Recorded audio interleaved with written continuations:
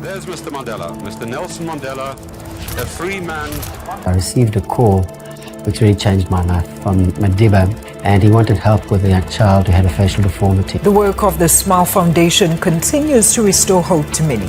So Africa is an organization that was started 20 years ago. So our organization is focused around developing children from a very early age, actually from infancy. When I met Marc, it was way back at 80s. I was working for myself as a young lady at the age of 23, making my fish home, come and sell at Marc's factory at PG Bison. He was a manager there. I was selling to the guys who are working in the yard. He's full of energy, as was his father, and he took a lot of what Bertie did into his own realm and even improved upon it. Helped others when they needed help, and he was there for whoever needed him. I met Marc, I think it was 1992, and then whilst I was there, he also assisted me to enroll in Tamerlane College, where I did my bookkeeping. Yes, and then I got a diploma there. When I met Marc, I could see a young Marc who is a massive visionary. Marc is a visionary. I think my dad was an absolute diehard work-wise. So there was a work ethic that I grew up with. My grandfather I was very close to, my father's father. I was very close to him. And he had, in his time had to quit school because they didn't have money to finish his schooling. And he pulled a cart through the streets of Joburg with his dad, collecting people's throwaways. So that affected me tremendously. There was this work ethic that existed in my family, and I was very exposed. I was the eldest grandson, and my grandfather used to spend a lot of time with me. He used to come off and fetch me from school on a Friday to go and visit customers with him. So I grew up with a mindset that, his philosophy was, if you want to make money, you work hard at it every single day. There's no such thing as quick money.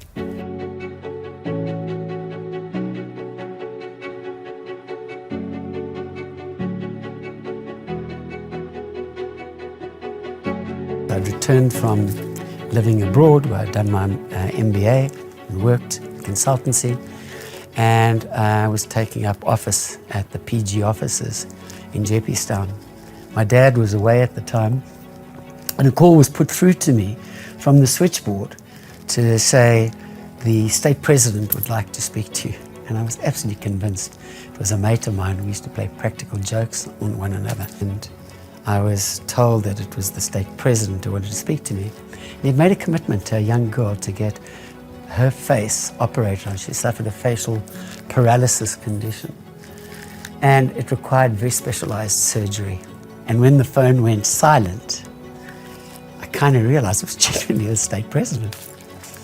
And I had this incredible experience of going around and spending time one-on-one with Madiba. I used to take my daughter to Cairo with me, and he used to make her take notes so that he didn't want any South Africans sitting doing nothing. I think she was all of 10 or 11 at the time. And I had the opportunity to hear how a true leader thinks and acts.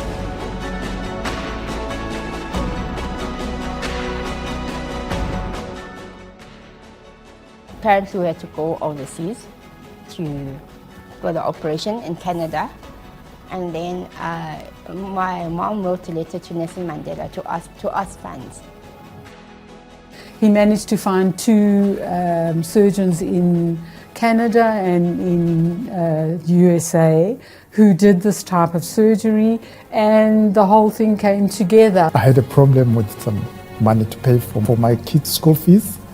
Then I managed to approach him, and he was more than willing to help me to pay for the school fees for my kids.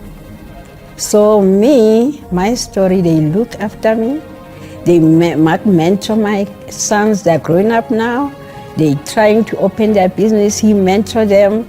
He was Uncle Marc to my family. He's still Uncle Marc.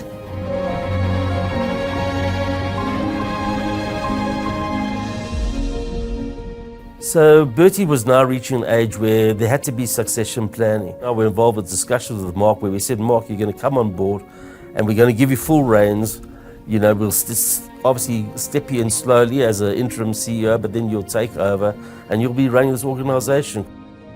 The concept of cradle to career was to say, could we develop competent individuals, be more productive in the working environment that would rely less on the state and become more productive in creating more employment opportunities.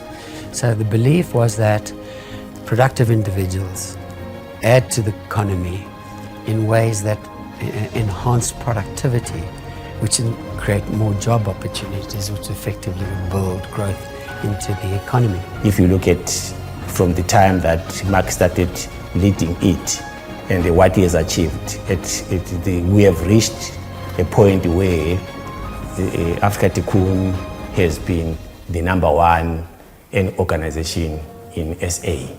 And why is that? It's because of Marc being Marc and the Ubuntu that he brings along and that responsible kindness that he has got. Bertie left a legacy that Marc has followed, and it has proved to be what Bertie would have wanted to see. He started the Africa Tikkun project many years ago. Marc has just improved on every aspect. The path was set, and he has walked it in his own inimitable way. I think Marc and Tikkun, as this new chapter evolves, will only get stronger. I think Marc, his heart and soul is in Tikkun. Africa Tikkun today is so big. There is helping Inkulungwane. I'm sorry to say that. When I say it is Inkulungwane in our language, thousands and thousands of children, they've changed their life today. All I can say to Marc,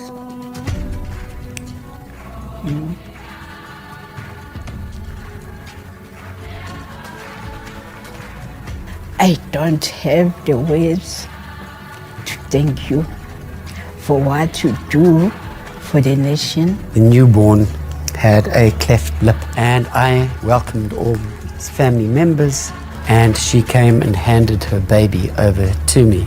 Her giving me that baby gave me a sense of obligation and responsibility that I've never ever forgotten about. Thank God the surgery was successful, and the look on that mother's face when we brought the child out of theatre and gave her back to her is something that I'll carry with me for forever and a day. It made me understand and realize just how important every single act of kindness necessarily is. Marc is an incredible person. He has done a lot for me. So I would like to say to him, thank you, Marc, for what you have done for me.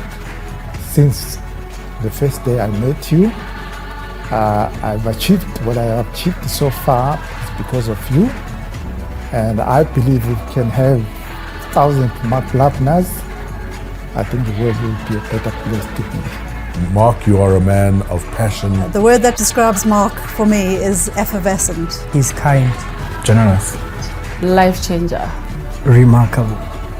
Is compassionate, light, mentor, friend, change maker, inspirational. Is a father to us. Visionary, big heart, empowering. Dad, watching you lead with such integrity and heart has been one of the greatest lessons of my life. Your tireless efforts to improve the lives of young people, your ability to inspire those around you, and your unwavering belief in South Africa has not only transformed countless lives, but also shaped who I am today. Dad, we are so proud of you and the legacy you have not only been able to continue but create in your own right, from Hilly and from Bertie. The values that you instill in the organisation and within our own home, including that of the value of patience, kindness and the respect for all, no matter where you come from, is something I hold very close to my heart, and I will continue in this lifetime. You have been a role model not only to me but the organisation as a whole, and it is a privilege and an honour to stand by your side and walk this journey with you. I love you more than all the stars under the African sky. Well done.